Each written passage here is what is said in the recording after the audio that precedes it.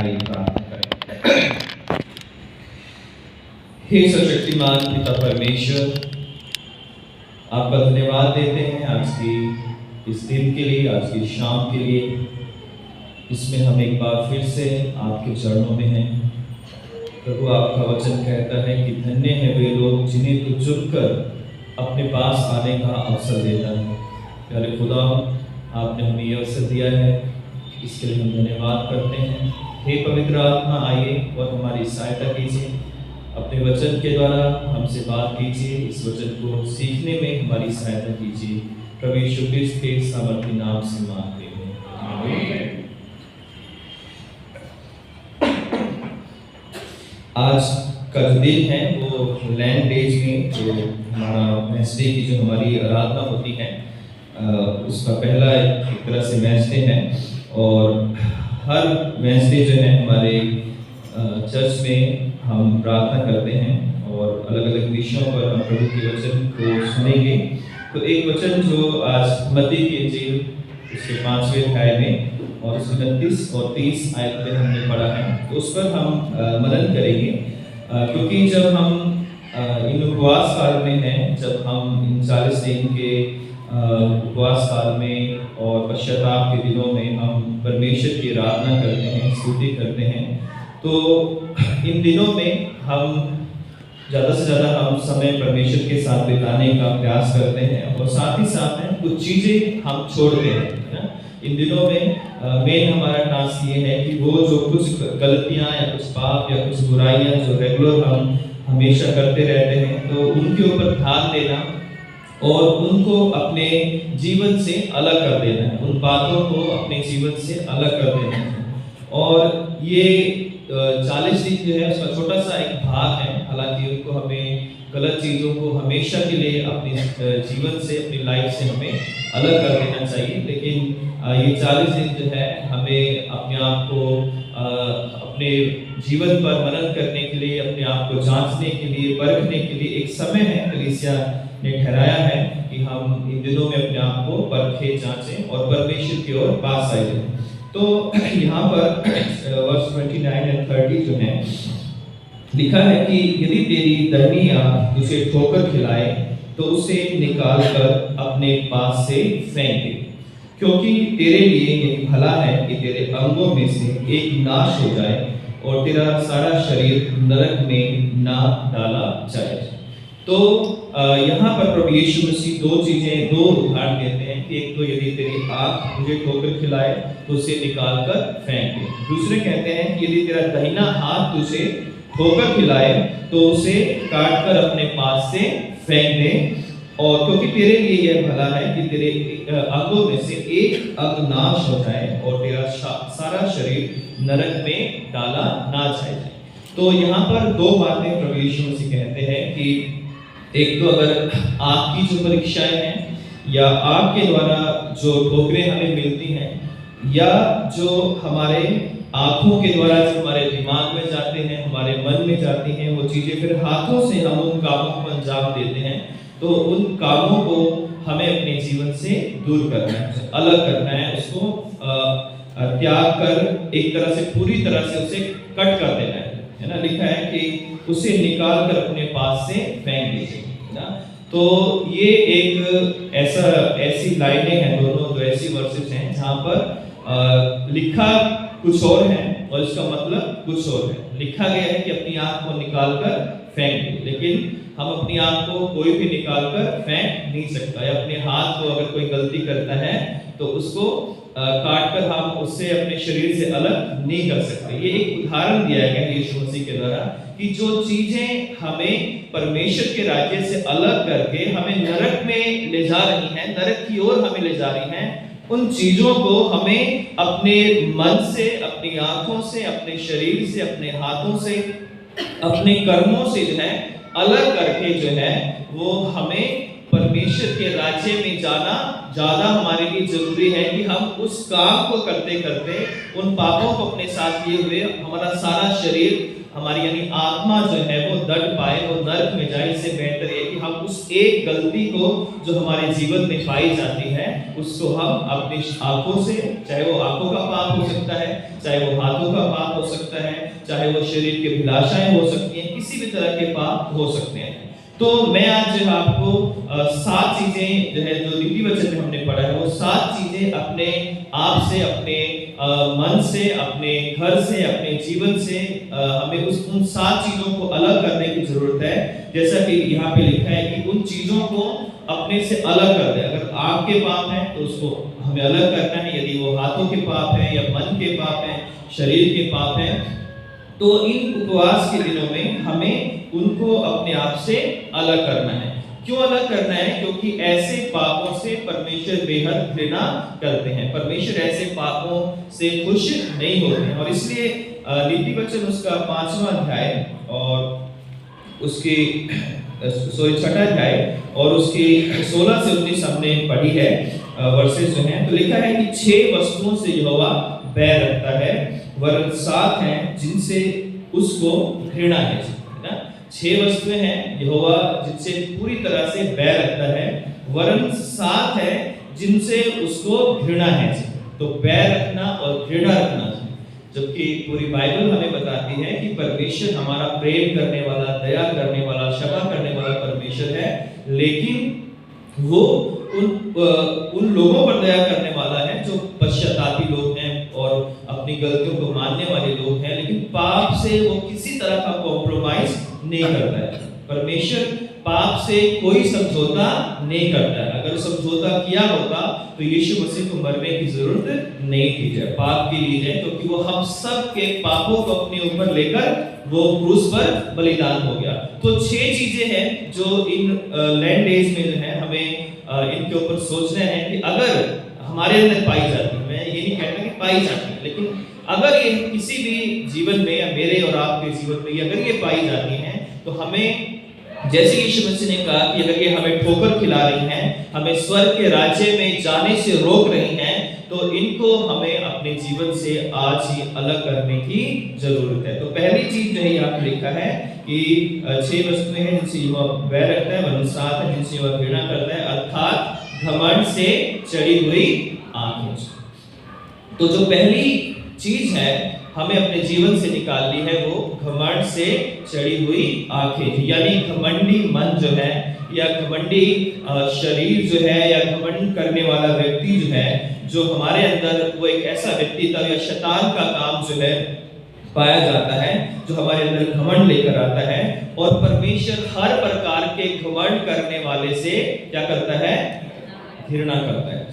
और घमंडियों को परमेश्वर नाश करता है या उनको दंड देगा, क्योंकि अगर हम याकूब 4 और 6 में पढ़े तो यहोवा दीनों पर अनुग्रह करता है, लेकिन घमंडियों को वो अभिमानियों का सामना करता है, उनको नष्ट कर देगा।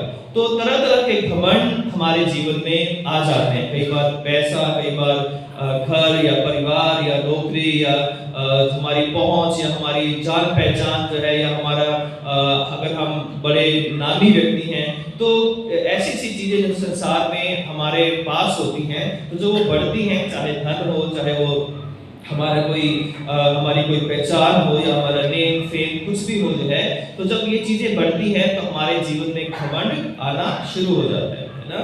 सबके जीवन में नहीं, लेकिन बहुतों के जीवन में घमंड आना शुरू हो जाता है। और जब घमंड से चढ़ी हुई आंखें होती हैं, वो दूसरों को तुच्छ जानती हैं, दूसरे लोगों को हमेशा बेकार, तुच्छ, निकम्मा और अपने से हमेशा कम आंकती हैं जो है। और उन लोगों की रिस्पेक्ट जो है उनके आंखों में या उनके जीवन में, उनके घर में, उनके परिवार में दूसरों की रिस्पेक्ट नहीं होती। और जो कुछ करते हैं, जो कुछ कहते हैं, जो कुछ सोचते हैं, वो सिर्फ अपने लिए ही सोचते हैं और अपने आप को बड़ा बनाने के लिए सोचते हैं। हर काम में उनके मैं होगी कि मैं ऐसा करता हूँ, मैंने ऐसा किया है, मैं ऐसा करूंगा जो है ना।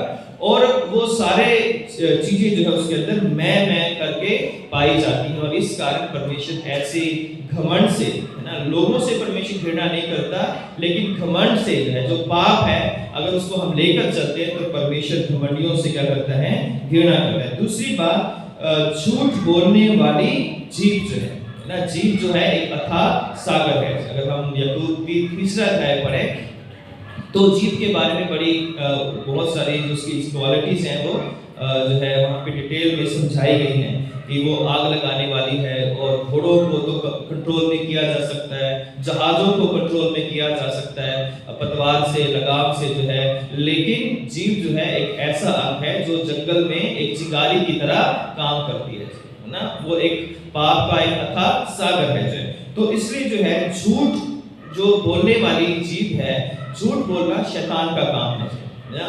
और जो लोग झूठ बोलते हैं वो शैतान के लोग अपने आप ही बन जाते हैं, क्योंकि यीशु मसीह ने शैतान को झूठों का पिता कहा है। झूठों का बाप या पिता जो है शैतान को कहा गया है। और जब हम झूठ बोलते हैं तो सत्य का आत्मा, क्योंकि पवित्र आत्मा क्या है? सत्य का आत्मा। और शैतान का आत्मा क्या है? झूठ का आत्मा है। और कोई भी झूठ बोलने वाला परमेश्वर के राज्य में दाखिल नहीं हो सकता। प्रकाशित वाक्य 20:21 और 22 में हम अगर पढ़ते हैं तो इसलिए जो है झूठ बोलने वाली जीभ, छली जीभ जो है, तरह तरह के बुरे बातें बोलने वाली जीभ जो है, जो झूठ अपने झूठ से दूसरों को बदनाम करना, अपने झूठ से लोगों को नीचे गिराना, अपने झूठ से लोगों की इंसल्ट करवाने की कोशिश करना, प्रयास करना जो है, और अपनी बड़ाई करना चाहे, झूठी बातों के द्वारा जो लोगों को गुमराह करना, लोगों को मिसगाइड करना, या किसी भी तरह से जो है झूठ बोल कर जो है अपना फायदा किसी तरह से करना जो है, ये परमेश्वर इससे क्या करता है? बैर करता है और घृणा करता है। तो तीसरी बात जो है कि निर्दोष का लहू बहाने वाले हाथ जो है ना, तीसरी चीज से जो परमेश्वर घृणा करता है, यदि कोई निर्दोष व्यक्ति है और उसका लहू बहाया गया है। बाइबल लिखा है 10 आज्ञाओं में कि तू हत्या ना करना। तो हत्या जो है वो दो तरह की है, एक तो किसी को जान से मार देना, और दूसरा किसी को जीते जी मार देना। तो कई लोग जो है वो दूसरों को जान से तो नहीं मारते हैं, लेकिन उनको जीने भी नहीं देते हैं। उनको जीते जी जो है वो मार देते हैं, बुरी बुरी बातें बोलकर, बुरे बुरे योजनाएं उनके खिलाफ गढ़कर जो है। और हमारी इंडियन जो सिनेमा है जो है, वो जो छोटा पर्दा जिसे कहते हैं, उस पर जो सास भी कभी बहू थी, और कभी ये वाले जो नाटक जो आते हैं जो है, इन नाटकों में जो है अक्सर जो है लोग इसी चीज को दिखाते हैं, कैसे जेठानी को तंग करना है, कैसे सास को तंग करना है, कैसे बहू को तंग करना है, कैसे, है ना। तो जो लोग खाली होते हैं इनको देखते हैं, प्लानिंग उनकी भी कई बार शुरू हो जाती है कि कहीं मेरे खिलाफ तो षड्यंत्र नहीं हो रहा था, नहीं भी हो रहा तो दिमाग में वो डाल कर रोज जो है एक ही चीज उसको मन में डाल देते हैं। तो झूठ जो निर्दोष का लहू बहाने वाले हाथों से परमेश्वर घृणा करता है। ऐसे लोग जो निर्दोष व्यक्तियों को नष्ट करने के लिए या उनके किसी भी तरह से उनके खिलाफ खड़े होते हैं, उनको गलत साबित करने का प्रयास करते हैं, उनके खिलाफ किसी भी तरह की बुरी युक्तियों को गढ़ते हैं, परमेश्वर ऐसे लोगों से घृणा करता है। चौथी बात जो है अनर्थ कल्पना करने वाला, गढ़ने वाला मन जो है ना। तो ये मन जो है एक बहुत बड़ी आशीष है हमारे लिए। ये मन जो है वो परमेश्वर की आराधना स्तुति करने का एक स्थान है। लेकिन कभी कभी यही मन जो है शैतान का सिंहासन बन जाता है, और इसी मन से हम कभी तो परमेश्वर की तारीफ कर रहे होते हैं, हालेलुया प्रेज़ द लॉर्ड कर रहे होते हैं, गीत गा रहे होते हैं, उसकी महिमा कर रहे होते हैं। इसी मन से हम दूसरों के लिए अनर्थ कल्पनाएं करने का काम करते हैं, दूसरों के लिए बुरे बुरे युक्तियां हम बनाते हैं, और उनको गिराने का, उनके कामों को गलत साबित करने का, उनके कामों को जो है छोटा बनाने का, अरे ये तो कुछ भी नहीं है, अरे ये क्या बड़ा काम कर दिया, या ऐसे बहुत सारी चीजें हो सकती हैं जहां पे व्यक्ति बैठकर अनर्थ कल्पनाएं करता है कि कैसे किसी व्यक्ति को गिराया जाए, कैसे किसी को बदनाम किया जाए, कैसे किसी को मार दिया जाए, कैसे किसी को जो है खत्म कर दिया जाए, कैसे किसी का कैरेक्टर, कैसे किसी के लाइफ जो है, फैमिली को जो है बर्बाद कर दिया जाए जो है। तो ये हम पूरे संसार में आज देख सकते हैं कैसे बड़ी कुतायत से लोग एक दूसरे को गिराने के लिए योजनाएं बनाते रहते हैं। ऐसे लोगों से परमेश्वर घृणा करता है, और हमें ऐसी चीजों को छोड़ने की जरूरत है। फिर जो है चौथी बात है कि बुराई करने को वेग से दौड़ने वाले पांव हैं। तो परमेश्वर ऐसे लोगों से भी घृणा करता है कि अगर कोई बुराई करने के लिए जा रहा है, उसके साथ कहते हैं हाँ रुको, हम भी बुरा काम करने के लिए चलेंगे, हम क्यों पीछे रह जाएंगे। अगर कोई व्यक्ति किसी को गलत काम करने के लिए कोशिश कर रहा है तो उसके साथ खड़े होंगे नहीं, हम भी जो है आपका पूरा साथ देंगे, है ना। तो ऐसे लोग दुनिया में बहुतेरे हमें मिल जाते हैं जो दूसरों के बुराई करने के हमेशा काम करते हैं और लोग उनके साथ बड़ी तेजी से जुड़ जाते हैं। लोग उनके साथ बड़ी तेजी से उनका सपोर्टर उनके मिल जाते हैं, जो दूसरों को जो है दूसरों की बुराई करने का काम करते हैं। उनके सपोर्टर जो है अच्छाई करने वालों से हमेशा ज्यादा मिलते हैं। अगर कोई भला करने वाले व्यक्ति है, अच्छा करने वाले व्यक्ति है, उसके साथ बहुत कम लोग होंगे, वो भी जो होंगे भी वो भी कुछ नहीं बोलेंगे, उसके साथ खड़े नहीं होंगे। लेकिन जो गलत लोग होंगे, बुरे लोग होंगे, उसके साथ बहुत सारे लोग खड़े होंगे, लेकिन नहीं हम भी हमारे साथ भी उसने ऐसा कर दिया था, हमें भी ऐसा बोल दिया था, ऐसा हो गया था, वैसा हो गया था। तो ऐसे लोग जो बुराई करने को वेग से दौड़ने वाले को पांव से परमेश्वर क्या करता है, घृणा करते हैं। जो बुरे लोगों की संगति में रहते हैं, बुरे लोगों के साथ बैठते हैं, बुरे लोगों के साथ हाँ में हाँ मिलाते हैं और अच्छे लोगों को टारगेट करके वो अपनी योजनाओं को पूरा करने का प्रयास करते हैं, ऐसे लोगों से परमेश्वर घृणा करता है। फिर लिखा है झूठ बोलने वाला साक्षी है ना। पता कुछ नहीं है लेकिन हाँ मैंने भी सुना था, हाँ मैंने भी देखा था, या झूठ बोल बोल कर जो है किसी व्यक्ति के बारे में झूठी गवाहियां देना, झूठी बातें बोलना जो है, क्योंकि 10 आज्ञाओं में लिखा है कि तू किसी के खिलाफ झूठी गवाही ना देने। तो वहां की आज्ञा तो टूट रही है और यहाँ पर भी लिखा है कि झूठ बोलने वाले गवाहों से परमेश्वर घृणा करता है। तो हमें ऐसे कोई गवाही नहीं देनी है, ऐसी कोई बात नहीं बोलनी है जिससे किसी के खिलाफ झूठी जो है वो बात हो और हम कहें कि हाँ हाँ जो है ये सही है, क्योंकि ऐसी चीजों से परमेश्वर घृणा करता है। तो छठी बात जो है कि भाइयों के बीच में झगड़ा उत्पन्न करने वाला मनुष्य, ये सातवीं बात है जो है भाइयों के बीच में झगड़ा उत्पन्न करने वाला मनुष्य है ना। तो घमंड से चढ़ी हुई आंखें, झूठ बोलने वाली जीभ, निर्दोष कर्म करने वाले हाथ, अनर्थ कल्पना करने वाला मन और बुराई करने के लिए वेग से दौड़ने वाले पांव, झूठ बोलने वाला साक्षी। और सातवां जो है वो है भाइयों के बीच में झगड़ा उत्पन्न करने वाला मनुष्य। कुछ लोगों को बड़ा एक गिफ्ट होता है शैतान का, गॉड गिफ्ट नहीं कहूंगा मैं, शैतान का गिफ्ट होता है कि वो दो भाइयों को अलग कर देते हैं, दो बहनों को अलग कर देते हैं और दो दोस्तों को अलग कर देते हैं, परिवारों को अलग कर देते हैं। उनके पास ऐसी मसालेदार बातें होती है, ऐसी चटपटी बातें होती हैं दूसरों के विषय में, और कि वो उसने ऐसा कर दिया, उसने ऐसा कर दिया, उसने ऐसा कर दिया। तो वो लोगों को उनका काम होता है कि जहां भी जाएंगे झगड़ा उत्पन्न करेंगे। जिस भी जगह पे वो मौजूद होंगे वहां झगड़ा, कोई ना कोई झगड़ा उत्पन्न जरूर करवा देंगे। एक दिन नहीं कराएंगे, दूसरे दिन करवा देंगे, दूसरे दिन नहीं करवाएंगे, तीसरे दिन करवाएंगे, क्योंकि उनके पास एक गिफ्ट है शैतान का कि वो जहां भी जाएंगे वो आपस में लोगों को चुगलियां करने के द्वारा, कानाफूसी के द्वारा, लोगों को भड़काने के द्वारा, लोगों को गलत चीजों के द्वारा प्रोत्साहित करने के द्वारा जो है, गलत चीजों में हामी भरने के द्वारा, नहीं जो है ठीक बात है जो है इसको कर लेना चाहिए, अरे ऐसा कैसे हो सकता है, अरे ऐसा कैसे बोल दिया, ऐसे कैसे हो सकता है, तुम्हें तो ऐसा बोल रहा था, तुम्हारे खिलाफ तो ऐसा कह रहा था। तो लोग छोटी छोटी बातों को जो है आउट ऑफ कॉन्टेक्स्ट लेके जो है उनको फ्राई करके जो है दूसरे के आगे ऐसा पेश करते हैं कि वो सोचते हैं कि अच्छा ऐसे कर, अभी चलता हूँ मैं, अभी जाके पूछता हूँ, अभी जाके उससे बदला मैं लेता हूँ। तो घरों में, परिवारों में, दोस्तों में, मित्रों में जो है, फैमिलीज के अंदर जो है, कलीसियाओं के अंदर जो है ऐसे लोग होतायत से कई बार मिल जाते हैं जिनका काम जो है कलीसियाओं में लड़ाई झगड़े करवाना, मेल मिलाप की बातें ना करके फूट डलवाने की बातें करना और अपने आप को बड़ा दिखाने का प्रयास करना। तो ऐसे 7 प्रकार के लोगों से परमेश्वर घृणा करता है। और इसलिए जो है प्रभु यीशु मसीह ने कहा कि यदि तेरी आंख तुझे ठोकर खिलाए तो उसे निकाल कर फेंक दे, यदि तेरा हाथ तुझे ठोकर खिलाए तो इसे अपने से अलग कर ले। क्यों?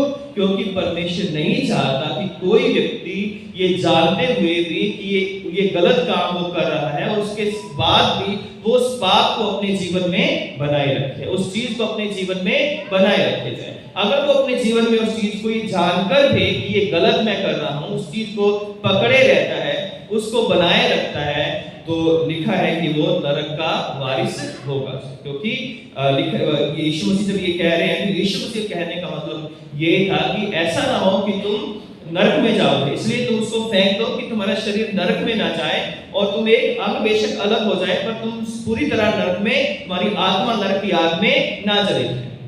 तो नरक में जाने का मतलब है कि हम परमेश्वर के राज्य में नहीं जा रहे। अगर परमेश्वर के राज्य में हम नहीं जा रहे हैं तो इसका मतलब है कि परमेश्वर को हमने अपने जीते जी जीवन नहीं दिया, हमने उन बुराइयों को अलग नहीं किया, उन पापों को हमने अलग नहीं किया जिनको करने के लिए, जिनकी आज्ञा परमेश्वर ने हमें दी थी कि यदि तेरी आंख तुझे ठोकर खिलाए तो उसे निकाल कर फेंक दे, यदि तेरा हाथ तुझे जो है ठोकर खिलाए तो उस हाथ को अपने से अलग कर ले। तो ये तो 7 पाप है जो हमें गौर करनी है कि कहीं ये मेरे अंदर या आपके अंदर तो पाए नहीं जाते, क्योंकि अगर हमारे अंदर ये चीजें पाई जाती है तो याद रखें यहोवा इनसे घृणा करता है, यहोवा परमेश्वर इनसे बैर करता है, और जिनसे यहोवा बैर करता है, परमेश्वर जिनसे घृणा करता है, ऐसा व्यक्ति बिना पश्चाताप के, बिना आंसू बहाए हुए, बिना क्षमा मांगे हुए परमेश्वर के राज्य में खड़ा कभी नहीं हो सकता। क्योंकि परमेश्वर के राज्य में खड़ा होने के लिए हमें मन की दृढ़ता बहुत ही जरूरी है, क्योंकि धन्य है वे जो नम्र है क्योंकि पृथ्वी के अधिकारी होंगे, धन्य है वे जिनके मन शुद्ध है क्योंकि वे परमेश्वर को देखेंगे। तो अगर हम परमेश्वर को देखना चाहते हैं तो हमें अपने जीवन में इन 7 प्रकार के पापों को अपने जीवन से अलग करना पड़ेगा। तो ये 40 दिन जो है ये इसकी प्रैक्टिस करने का समय है ना।